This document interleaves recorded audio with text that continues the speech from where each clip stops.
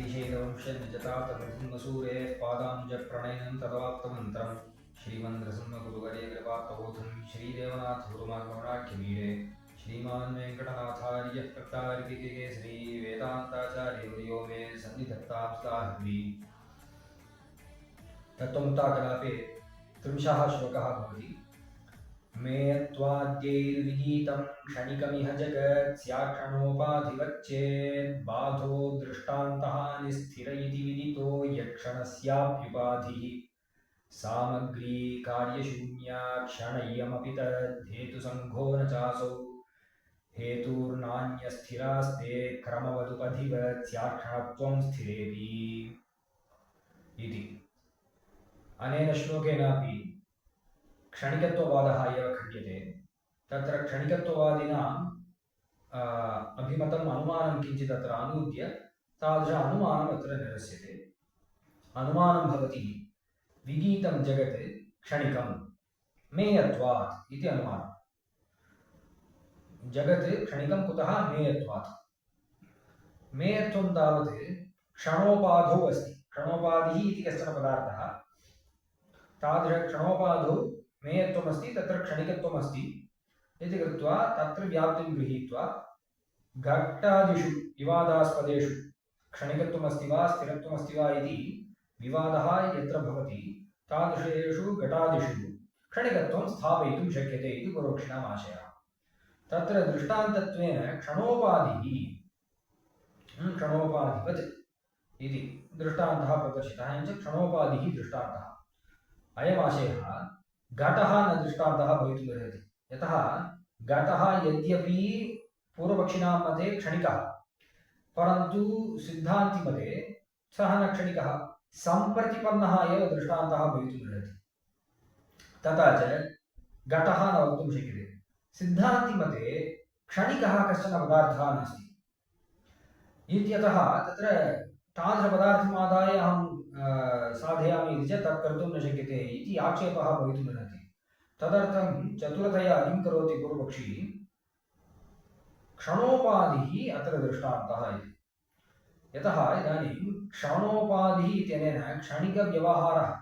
क्षणव्यवहारः येन उपाधिना भवति। सर्वेषां mateषु क्षणः इति व्यवहारः अस्ति एव, यतः लोके तदस्ति। अतः सर्वैः क्षणव्यवहारः उत्पादनीयः। उपपादनार्थं कश्चन उपाधिः अङ्गीकर्तव्यः। यः उपाधिः अङ्गीक्रियते सः क्षणिक एव भवेत्। अन्यथा यदि अतिप्रसक्तस्य क्षणोपाधिनियामकत्वं न भवितुमर्हति। तत्तावत् संवत्सरपर्यन्तं तिष्ठति इति चेत् तेन क्षणव्यवहारः कथं भवितुमर्हति? अतः क्षणोपाधिः इति यः सः क्षणिक एव स्यात्। क्षणिकः सः भवति इति कृत्वा तत्र क्षणिकत्वम् अस्ति, मेयत्वं तु अस्ति एव केवलान्वयित्वात्। अतः तथा अनुमानप्रयोगः भवितुमर्हति इति पूर्वपक्षिणाम् आशयः। तत्र वदति एवम् अनुमानम् उक्तं चेत् तत्र अन्यदपि अस्ति। मेयत्वाद्यैः इत्युक्तम् आदिपदेन सत्त्वं स्वीक्रियते। सत्त्वम् इति वा यत् सत् तत् क्षणिकम् इति पूर्वमेव उक्तं, सत्त्वं स्वीकर्तुं शक्यते। एतादृश अनुमाने दोषं वदति बाधः दोषः। कुतः? पूर्वमेव उक्तं प्रत्यभिज्ञाप्रत्यक्षमस्ति, सोऽयं घटः इति। सः इत्यनेन तत्कालीनत्वं प्रतीयते, अयम् इत्यनेन एतत्कालीनत्वं प्रतीयते घटे। एकस्य घटस्य उभयकालसम्बन्धः तस्य स्थिरत्वे एव उपपन्नः इति कृत्वा स्थिरत्वं तस्मात् ज्ञायते इत्यतः स्थिरत्वं गृहीतम् इत्यतः तत्र बाधः इत्यनेन वस्तुतः न केवलं प्रत्यक्षम्, अनुमानेनापि बाधः इति उच्यते। अनुमानेन कथं बाधः? अनुमानेन इति चेत् सत्प्रतिपक्षः खलु इति चेत् तत्र वदति प्रबलेन अनुमानेन इति कृत्वा बाधः इति व्यवह्रियते। किं तत् प्रबलम् अनुमानम् इति चेत् उच्यते विगीतं स्थिरं मेयत्वात् इत्येव। दृष्टान्तः भवति आत्मा। कथमिदं? सोऽयं घटः इति प्रतिविज्ञा न केवलं घटस्य स्थिरत्वं उपस्थापयति, अपि तु अनुभवितुः आत्मनः स्थिरत्वम्। अन्येन अनुभूतस्य अर्थस्य अन्येन अनुसन्धानयोगात् सोऽयं घटः इति कस्यचित् प्रतीतिः जायते चेत् तेन पूर्वं घटः अनुभूतः, इदानीं तु पुनः स एव घटः अनुभूयते इति घटस्य स्थिरत्वं स एव अनुभवति इति कृत्वा अनुभवितुः स्थिरत्वं अनुभवितुः स्थिरत्वे तावत् विवादः तावत् नास्ति इति कृत्वा तत्र स्थिरत्वं किञ्चित् दृढीभूतं भवति इति तदादाय अत्र अनुमानं प्रवर्तते इति कृत्वा इदं प्रबलम् अनुमानम् अनेन अनुमानेन बाधः इत्यपि अत्र विवक्षा। द्वितीयः दोषः उच्यते दृष्टान्तहानिः इति। यतः प्रत्यभिज्ञा इत्यत्रैव विवादः, प्रत्यभिज्ञा भ्रान्तिसिद्धा इत्येव पूर्वपक्षिणाम् आशयः। अतः दृष्टान्तहानिः इति द्वितीयः दोषः उच्यते। कथं दृष्टान्तहानिः? दृष्टान्तः उक्तः एव खलु चेत् दृष्टान्ते साध्यं नास्ति इति तात्पर्यं। दृष्टान्ते साध्यविकलता। दृष्टान्तः कः? क्षणोपाधिः दृष्टान्तः। तत्र साध्यं नास्ति, क्षणिकत्वं नास्ति। तदेव उक्तं स्थिर इति विदितः यत् क्षणस्यापि उपाधिः। यतः क्षणस्यापि उपाधिः क्षणोपाधिरपि स्थिरः इत्येव विदितः इति तात्पर्यम्। कुतः? क्षणोपाधिः स्थिरः इति कथं भवितुमर्हति? क्षणोपाधिः क्षणिकः एव भवितुमर्हति इति पूर्वम् उक्तं पूर्वपक्षिणा चेत् सत्यं तेन उक्तं, परन्तु तन्न समीचीनं। यतः क्षणोपाधिः कः इति द्रष्टव्यः। क्षणोपाधिः प्रकृतस्थले उच्यते सामग्री कार्यशून्या। कार्यशून्या सामग्री एव क्षणोपाधिः। कार्यशून्या इत्यनेन कार्यप्रागभावविशिष्टा इत्यर्थः। कार्यप्रागभावविशिष्टा सामग्री क्षणोपाधिर्भवति। तदा हि सामग्री इत्यनेन एकस्य कार्यस्य उत्पत्त्यर्थं यावतां कारणानाम् अपेक्षा तावत् कारणसमूहः सामग्री इति उच्यते। एकैकस्य कारणस्य सत्त्वे कार्यं नोत्पद्यते, परन्तु सर्वेषां कारणानां मेलने सति अग्रिमक्षणे कार्येन भवितव्यम्। एवञ्च अस्मिन् क्षणे कारणसमूहः, यावत् कारणसमूहः सामग्रीसत्त्वम् अपि च कार्यप्रागभावः अपि अस्ति। अग्रिमक्षणे कार्यस्य उत्पत्तेः कार्यप्रागभावः नश्यते इत्यतः कार्यप्रागभावावच्छिन्ना सामग्री क्षणोपाधिः भवितुमर्हति।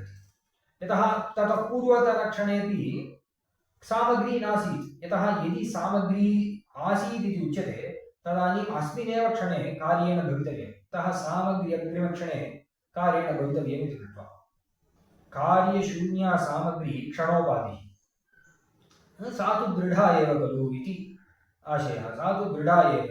क्षणः इयमपि तद्धेतुसङ्गः, तादृशानां हेतूनां सङ्गः एव क्षणोपाधिः यत् इत्यतः प्रत्येकं हेतूनां स्थिरत्वात् तादृशसमूहस्यापि स्थिरत्वमेव अस्ति इत्यतः क्षणिकत्वं कुत्रचिदपि नाङ्गीकृतः इत्यतः अत्र क्षणिकत्वं क्षणोपाधिरस्ति चेदपि क्षणिकत्वं तस्मिन् नास्ति इत्यतः दृष्टान्तहानिः। ननु किमिदमुच्यते? सामग्री अस्ति, सामग्री तावत् कार्यशून्या सामग्री अतिरिक्ता एव खलु भवेत्।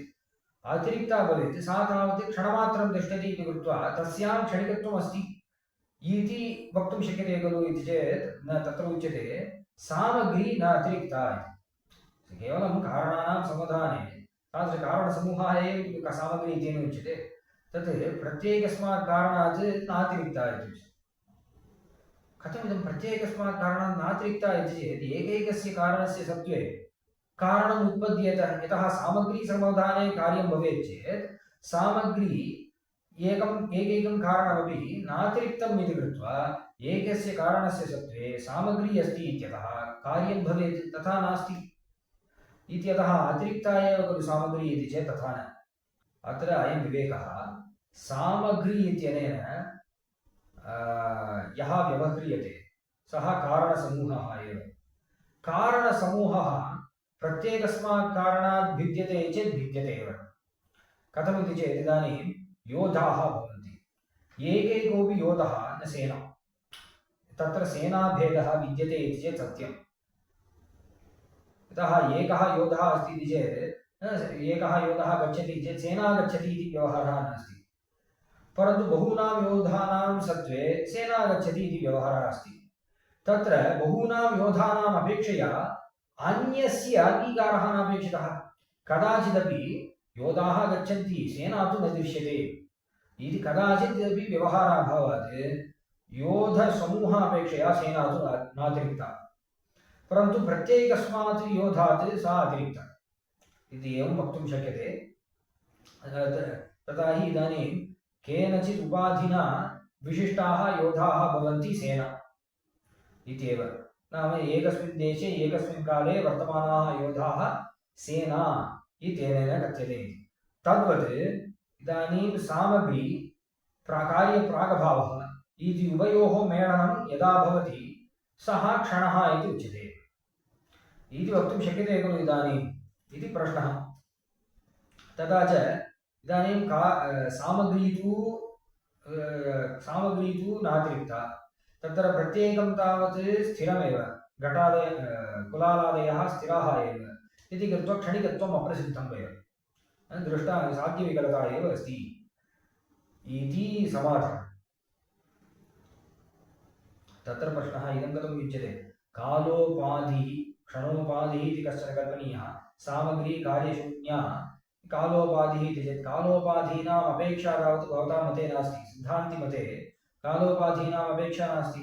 यतः कालस्य परिणामाः भवन्ति, कालः क्षणलवादयः कालस्य परिणामाः, अत एव कालः परिणमते इति कृत्वैव अवस्थान्तरप्राप्तिरस्य अवस्थावत्वम् अस्ति इत्यत एव तस्य द्रव्यत्वम्, अवस्थावत्वं द्रव्यत्वं। क्षणः इति कश्चन अस्ति, लवः इति कश्चन अस्ति, कालः कालविशेषः। एवञ्च यः क्षणः इति तिष्ठति सः क्षणिक एव खलु। तत्रत्य क्षणिकत्वमादाय तत्र मेयत्वमपि अस्ति इति कृत्वा तत् दृष्टान्तत्वेन स्वीकृत्य, क्षणमेव दृष्टान्तत्वेन स्वीकृत्य क्षणिकत्वं साधयितुं शक्यते इति चेत् तत्र समाधानं भवति। तर्हि कालोपाधित्वं नाम क्षणादीनां कालोपाधित्वम् इति कश्चन अनुगतधर्मः अस्ति इति। कालोपाधित्वम् इदानीम् उपाधिर्भवति भवताम् अनुमाने, सोपाधिको भवति भवतां हेतुः। यतः कालोपाधिः क्षणिकः अस्ति, अतिरिक्तः कश्चन क्षणिकः न दृश्यते खलु। एवञ्च कालोपाधित्वम् उपाधिः भवति, साध्यव्यापकत्वम् अस्ति, क्षणिकत्वम् इतरतिष्ठति क्षणे, तत्र कालोपाधित्वम् अस्ति, साधनाव्यापकत्वं तु अस्ति एव पक्षान्तरभावेन इत्यतः तादृश उपाधित्वात् सोपाधिकोऽयं हेतुः इति तत्र समाधानं। यच्च दृष्टान्तहानिः इत्युक्तं, दृष्टान्तहानिः इत्यनेन उक्तदृष्टान्ते साध्यविकलता, अन्यादृशदृष्टान्तः उच्यते चेत् भवताम् अनुमानस्य अन्यादृशभङ्गः जायते, नाम सोपाधिकत्वम् आयाति। अत्र अन्योपि विषयः, कालोपाधिः अस्माकं सिद्धान्ते अस्ति, क्षणः इति कश्चन अस्माकं सिद्धान्ते अस्ति, भवतां मते कथं? यतः भवद्भिः काले एव नाङ्गीक्रियते चेत् कालोपादयः अङ्गीक्रियन्ते वा न, अतः भवतां मते असिद्धः कश्चन दृष्टान्तत्वेन कथं स्वीकर्तुं शक्यते? इदम् अत्यन्तं तुच्छं। यतः वादिमते सिद्धं प्रतिवादिमते असिद्धं किञ्चित् दृष्टान्तत्वेन स्थापयितुं शक्यते। तत्र प्रतिवादिना तादृशदृष्टान्तः नास्ति इत्युक्ते सति तादृशदृष्टान्तस्य सत्त्वे उपरि वादः कर्तुं शक्यते। इदानीं वादिमते एव यः असिद्धः तं दृष्टान्तत्वेन कथं स्थापयितुं शक्यते?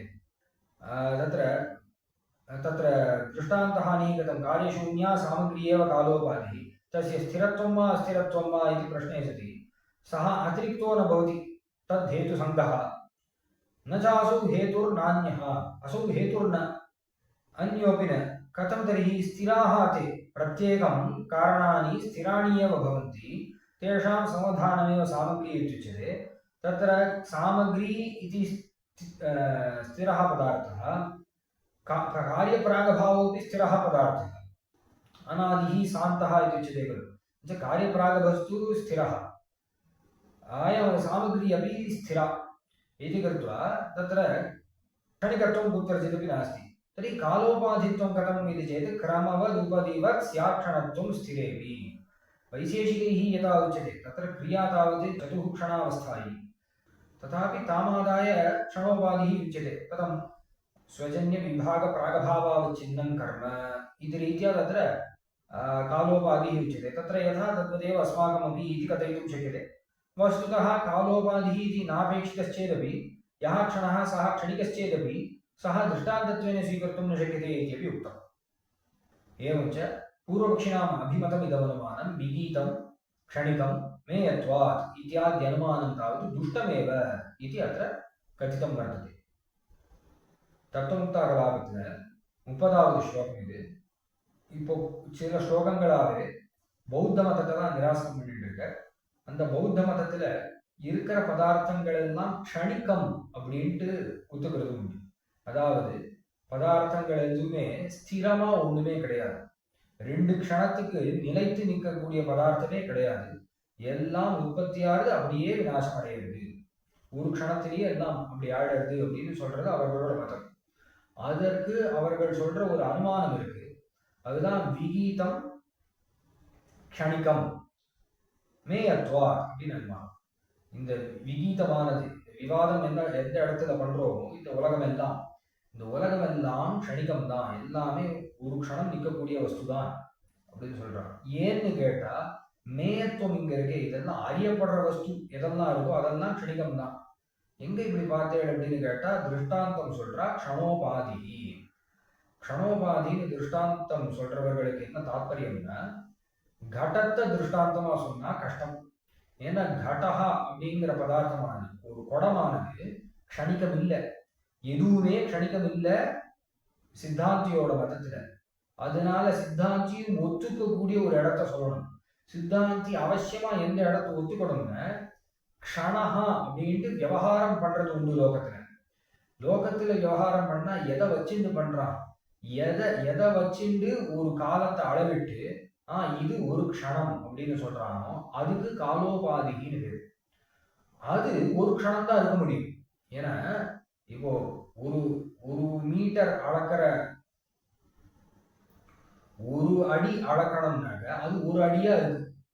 ஒரு அடி கூடு போட்டு வச்சிருக்குனாக்கா அதை வச்சுட்டு ஒரு அடி அளக்கலாம்.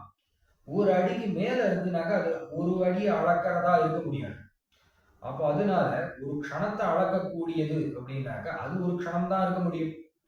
அப்போ அது க்ஷணிகம் தான், ஒரு க்ஷணம் மட்டும் இருக்கக்கூடியது தான். அப்போ அதை திருஷ்டாந்தமா வச்சுட்டு நாங்க சாதிப்போம் அப்படின்ட்டு ஆரம்பிச்சாங்க. அந்த அனுமானத்துல சொல்றாரு இதுல பாதம் அப்படின்னு. பாதம்னா நாம சாதிக்க நினைக்கக்கூடியது வேற பிரமாணத்தினால இல்லைன்னு முடிவு பண்ணியாச்சுனாக்கா அந்த இடத்துல பாதம் அப்படின்னு சொல்றாரு அனுமானத்தை பொறுத்த வரைக்கும். அப்ப இந்த இடத்துல அதுவேதான் இது, அந்த குடமே தான் இது அப்படின்ட்டு நமக்கு அனுபவம் ஏற்படணும். அந்த குடமே தான் இதுன்னு சொல்றவர்களுக்கு என்ன தாற்பயம், முன்ன இருந்த குடம் தான் இப்போ இருக்குது. அப்போ குடம் தான் முன்னும் இருக்குது இப்பவும் இருக்குன்னு தெரிஞ்சா, ஸ்திரமா ஒரு குடம் இருக்குன்னு தெரியும் போது இல்ல இல்ல அந்த குடம் போயிடுச்சு இப்ப வேற ஒரு குடம் உற்பத்தி ஆயிருக்குன்னு எப்படி சொல்ல முடியும்? மேல இவன் திருஷ்டாந்தமா சொன்னதும் திருஷ்டாந்தம் ஆகாது. திருஷ்டாந்தமா க்ஷணோபாதிய சொன்னான். க்ஷணோபாதிங்கிறது திருஷ்டாந்தம் ஆகாது. திருஷ்டாந்தம்ங்கிறது என்னதுன்னா அந்த இடத்துல சாத்தியமும் இருக்கணும் ஹேத்துவும் இருக்கணும், அதுக்கு திருஷ்டாந்தம் பேரு. அன்மய திருஷ்டாந்தம்னா சாத்தியம் ஹேத்து ரெண்டும் ஒரு இடத்துல இருந்தா அதுக்கு திருஷ்டாந்தம் பேரு. அப்போ இந்த இடத்துல க்ஷணிகத்துவமும் இருக்கு, மேயத்துவமும் இருக்கு. அது ஒரு க்ஷணம் மட்டும் இருக்கிற வஸ்துவாகவும் இருக்கு, அது அறியப்படுகிற வஸ்துவாகவும் இருக்குன்னா அதுதான் இந்த இடத்துல திருஷ்டாந்தமாகும். ஆனா காலோபாதின்னு எதை சொல்றோமோ அது ஒரு க்ஷணம் தான் இருக்குங்கிறது இல்லை அப்படின்ட்டு இங்க சமாதானம். அது எப்படி காலோபாதி க்ஷணோபாதின்னு சொன்னா அது ஒரு க்ஷணம் தானே இருக்கிறதா இருக்கணும், அதுக்கு மேல போயிடுச்சுனாக்கா அதை க்ஷணோபாதின்னு சொல்ல முடியாது அப்படின்னாக்கா அதுக்கு உத்தரம் சொல்ற இல்ல இல்ல க்ஷணோபாதின்னு எதை சொல்றேன்னாக்க எதை வச்சு அளக்குறோம்னாக்க காரியத்தினுடைய பிராகபாவம், அதாவது காரியம் ஏற்படல ஆனா சாமகிரி இருக்குன்னு ஒரு காலத்தை சொல்றோமே அந்த காலம்தான் க்ஷணம். அப்படிதான் ஒரு க்ஷணத்தை அளவிடுறோம் நாங்க அப்படின்னு. அதாவது சாமகிரினா என்னதுனாக்க ஒரு காரியத்தை ஏற்படுத்துறதுக்கு காரணங்கள்லாம் தேவை. ஒரு காரணத்தினால ஒரு காரியம் ஏற்படுறாது. ஒரு குடத்தை பண்ணணும்னாக்கா அதுக்கு மண்ணு தேவை, அதுக்கப்புறம் ஒரு குயவன் தேவை, அதை மண்ணுல ஜலத்தை சேர்க்கணும், அதை ஒரு சக்கரத்தை வச்சு சுத்தணும், இதெல்லாம் பண்ணி வந்தாதான் குடம் கிடைக்கும். அப்போ நிறைய காரணங்கள் தேவை. குலாலன் இருக்கான் ஆனா குடம் ஏற்படலையேனாக்கா அவன் குலாலன் இருக்காப்பா மண் இல்லையே அப்படின்னு சொல்லுவா. மண் இருக்கு குடம் கிடைக்கலையே அப்படின்னாக்கா மண் இருக்கு குயவன் இல்லையே அப்படின்ட்டு இப்படி சொல்றது உண்டு. அப்ப எல்லா காரணங்களும் சேர்ந்தா காரியம் ஏற்படும், இல்லாம ஏற்படாது. எல்லா காரணங்களும் சேர்ந்துருச்சுன்னா அப்ப காரியம் ஏற்பட்டே ஆகணும். குலாலன் இருக்கான், அவன் மண் இருக்கு, மண்ணுல ஜலத்தை விட்டுட்டான், சக்கரத்துல வச்சு சுத்தன்றான், அந்த மாதிரி காரியங்கள் எல்லாத்தையும் பண்ணிட்டான்னாக்க அப்போ அந்த இடத்துல குடம் வந்து தானே ஆகணும். அப்போ குடம் வந்துடும். ஒரு இடத்துல சாமகிரி வந்துருச்சுனாக்க அடுத்த க்ஷணத்துல அந்த இடத்துல குடம் வந்துடும். சாமகிரி வந்துருச்சு, அப்போ குடத்தினுடைய இல்லாமையும் சாமகிரியோட இருப்பும் சேர்ந்து எவ்வளவு நேரம் இருக்கும்னாக்க ஒரு க்ஷணம் தான் இருக்கும். அப்ப அததான் ஒரு க்ஷணம்னு சொல்றோம் அப்படின்ட்டு. அப்போ இப்படி சொல்லறதுனால என்ன ஆகுதுனாக்க, சித்தாந்தத்துல இப்படி சொல்லறது, இப்படி சொல்லறதுனால என்ன ஆகுதுனாக்க திருஷ்டாந்தம் இல்லாம விடுறது. திருஷ்டாந்தம்னா க்ஷணிகத்துவம் ஒரு இடத்துல இருந்தா அதை திருஷ்டாந்தமா எடுத்துக்கலாம், சாத்தியம் இருக்கணுமே. ஆனா திருஷ்டாந்தம் இல்லை. ஏன்னா இந்த சாமகிரியும் நெடிய காலம் இருக்கக்கூடியது. ஏன்னா சாமகிரிங்கிறதுனால, அந்த சாமகிரிங்கிறது காரணங்களுடைய கூட்டம். அந்த ஒவ்வொரு காரணமும் நிறைய காலம் இருக்கிறதா. குயவன் எத்தனையோ வருஷம் இருப்பான், மண் இருக்க போறது, அல்ல ஜலம் இருக்கவே போகுது. இப்படி இதெல்லாம் இருக்கக்கூடிய பதார்த்தங்கள் தான், அதெல்லாம் ஸ்திரங்கள் தான், நிலைத்து இருக்கக்கூடிய பதார்த்தங்கள் தான். அதனால் அதுலயும் க்ஷணிகத்துவம் இல்லை. இல்ல இல்ல, இதை காட்டிலும் இந்த காரண கூட்டத்தை காட்டிலும் சாமகிரி வேறன்னு சொல்லணும். ஏன்னா காரணத்தை காட்டிலும் சாமகிரி வேறதான். ஏன், ஒரு காரணம் இருந்தா காரியம் ஏற்படல, சாமகிரி இருந்தா காரியம் ஏற்படலைனாக்க அப்ப சாமகிரி வேறன்னு தெரியறது இல்லையா? அப்படின்னு சொன்னா அப்படி இல்லை. சாமகிரினா என்னன்னா முன்னாடியே சொன்ன மாதிரி அதிகமா ஒண்ணு கிடையாது. இந்த சேனா வனாதி திருஷ்டாந்தங்களை முன்னாடியே சொன்ன. சேனா அப்படின்னாக்க ஒரு படை. ஒரு படை இருக்குனாக்க ஒரே ஒரு சைனிகன் இருக்கும்போது அந்த இடத்துல இங்க பார்த்தியா இங்க ஒரு படை கடந்து இருக்குன்னு சொல்றது இல்லை. ஆனா நிறைய பேர் சேர்ந்து போனா படை திரண்டு இருக்குன்னு சொல்றோம். நிறைய பேர் சேரும்போது நிறைய பேர் சேர்ந்துட்டா ஆனா இன்னும் படை எங்கேயோ காணும் அப்படின்னு சொல்றது இல்லை. அப்போ நிறைய பேர் சேர்ந்து இருக்கிறது தான் படை, அதை காட்டிலும் வேற இல்லைன்னு தெரியுது. ஆனா இதுல இருக்கிற ஒவ்வொருத்தரும் படை இல்லைன்னு தெரியும். ஒருத்தனை படைன்னு சொல்றது இல்லை, நிறைய பேர் சேர்ந்தா சொன்னோம். நிறைய பேர் சேர்ந்ததுக்கு அப்புறம் வேற ஏதோ ஒன்று ஏற்படணும்னு காத்துட்டு இருக்கிறது இல்லை. அதனால நிறைய பேர் சேர்ந்தா அதே தான் படை அப்படின்னு தெரியறது. அந்த மாதிரி இங்க காரணங்கள்லாம் சேர்ந்தா அதை சாமகிரின்னு சொல்லுவோம். ஒவ்வொரு காரணமும் சாமகிரி இல்லை, இப்படி வச்சுக்க முடியும். ஆனா காரணங்கள்லாம் சேர்ந்தா சாமகிரினா அந்த காரணங்களை தவிர்த்து வேற எதுவும் இல்லை, காரணங்கள் மட்டும்தான் இருக்கு. ஒவ்வொரு காரணமும் ஸ்திரம்ங்கிறதுனால ஸ்திரத்தை தவிர்த்து நிலையாக இருக்கக்கூடியதை தவிர்த்து வேற ஒண்ணுமே இல்லையே. அப்படி இல்லாத போது எதை நீங்க திருஷ்டாந்தமா வச்சுக்க அப்படிங்கிறத இங்க கேட்கிறாரு. அதனால வாதம்னு ஒரு தோஷம், திருஷ்டாந்தமே இல்லை, திருஷ்டாந்தம் இல்லாம அனுமானம் பண்ண முடியாது. இப்படி ரெண்டு தோஷத்தினால நீங்க சொல்ற அனுமானம் செல்லாது அப்படின்ட்டு ஒண்ணு இங்க சொல்லப்படுறது. மேல கேள்வி எழும் என்னன்னா, இந்த காலோபாதி க்ஷணோபாதி நாங்க ஸ்திரமா ஒண்ணுத்தை தான் சொல்றோம்ங்கிறது மத்தவா சொல்லலாம், சித்தாந்தி சொல்ல முடியாது. ஏன்னா சித்தாந்தி மதத்துல வேதாந்தத்துல என்ன ஒத்துட்டு இருக்குனாக்க, ஸ்ருதியிலேயே க்ஷணங்கள்லாம் உற்பத்தி ஆகுது. சாஸ்திரங்கள்லயே இந்த க்ஷணம் லவம் இது எல்லாமே பரமாத்மாவிடத்திலிருந்து உற்பத்தி ஆகுதுன்னு சொல்றதுனால இதெல்லாம் பரிணாமங்களா ஒத்துட்டு இருக்கு, காலத்தினுடைய பரிணாமங்களா ஒத்துட்டு இருக்கு. அப்போ க்ஷணகான்னு ஒண்ணு இருக்கு காலத்திலேயே. காலம் மற்றவர்கள் மதத்துல எப்படின்னாக்க காலம் ஒண்ணு நெடியதாக ஒரே ஒரு பதார்த்தம் தான் இருக்கு. அதுல கோடு போட்டா மாதிரி நாம க்ஷணம் அது இது எல்லாத்தையும் விவகாரம் பண்றோம். அந்த அந்த அளவை காட்டுறதுக்கு தான் க்ஷணோபாதின்னு ஒன்றத்தை கல்பிக்கணும். சித்தாந்தி மதத்தில் அப்படி இல்லை, க்ஷணம்னே ஒண்ணு இருக்கு, லவம்னு ஒண்ணு இருக்கு. ஒரு நிமிஷம்னு நாம சொல்றோம்னாக்க நிமிஷம்னு ஒரு காலம் இருக்கு. அப்ப அந்த காலம் க்ஷணகாங்கிற காலம் க்ஷணிகம் தானே, ஒரு க்ஷணம் தானே இருக்கும். அப்போ அந்த காலத்தை வச்சு சொல்லலாமே அப்படிங்கிற கேள்வி எழும். அந்த காலமே திருஷ்டாந்தமா இருந்தது போதுமே, அது ஒரு க்ஷணம் தானே இருக்கு, அது எப்படி ஒரு க்ஷணம் தான் இருக்கும், அந்த மாதிரி படமும் ஒரு க்ஷணம் தான் இருக்கும்னு சொல்லிட்டு போலாமே அப்படின்னு கேட்டா அது ஒத்து வர, அது பூர்வபக்ஷிக்கு காரியத்தை சாதிக்காது. ஏன்னா பூர்வபக்ஷியானவன் இங்க பௌத்தன் காலத்தையே ஒத்துக்கல. காலத்தையே ஒத்துக்குவாரு காலத்தினுடைய ஒரு பரிணாமமான க்ஷணத்தை வச்சுட்டு அவன் எப்படி சாதிக்க முடியும்? திருஷ்டாந்தம்னு சொல்றது ரெண்டு பேரும் ஒத்துண்டதா இருக்கணும். முன்னாடி என்ன பிரச்சனை இருந்தது பூர்வபக்ஷிக்குன்னு, அவன் சொன்னதை நாம ஒத்துக்கல. நாம திருஷ்டாந்தம்னு அவன் எதை சொல்றானோ அத சாத்தியம் இருக்கிறதா நாம ஒத்துக்கல, க்ஷணிகமா நாம ஒத்துக்கல. இப்போ இன்னும் பிரச்சனை அவனுக்கு என்னன்னாக்க, அவன் சொல்றத அவனே ஒத்துக்கல, காலம்னு ஒன்றுச்சு அவனே ஒத்துக்கல. அப்ப காலோபாதியான க்ஷணத்தை அவன் ஒத்துக்கல. அப்ப அதை வச்சுட்டும் அவனால சொல்ல முடியாது இப்படி இந்த அனுமானமானது இதெல்லாம் அறியப்படுகிறதோ அதெல்லாம் வந்து க்ஷணிகமாக தான் இருக்கு, ஒரு க்ஷணம் தான் இருக்கு, நிலையற்றதாக தான் இருக்கு அப்படின்ட்டு வியாப்தியை கிரகிக்கிறதுக்கு அவனுக்கு ஒரு திருஷ்டாந்தம் இல்லாததுனால இப்படி அனுமானம் சொல்ல முடியாது அப்படின்னு சொல்லி க்ஷணபங்கத்தை இந்த க்ஷணபங்க வாகத்தை இங்க நிரசனம் பண்ற. கவிதார்க்கிக சிம்ஹாய கல்யாண ரசாயனே ஸ்ரீமதே வெங்கடேசாய வேதாந்த குரவே நமः.